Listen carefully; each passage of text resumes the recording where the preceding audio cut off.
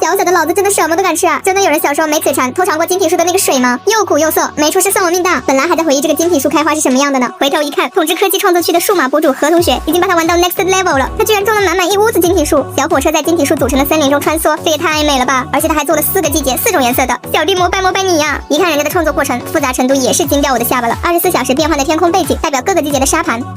专门调来的摇臂，就为方便大胆运镜，反复试验晶体树用纸的材质，2000多道蓄水底座，6000多个小树，而最重要的环节就是大冬天的，想要让6000多株指树顺利开花，就得控制好室内的温度和湿度，这样才能保持晶体的析出。本来还在担心工程能否顺利进行，没想到何同学有自己的法宝 ，Como 图灵2代中央空调，这个空调它居然自带温湿调控功能啊！普通空调冬天就只能制热了，这个空调居然可以加湿，在它的帮助下，晶体树森林1个月就完工了。话不多说，让大家欣赏一下美景。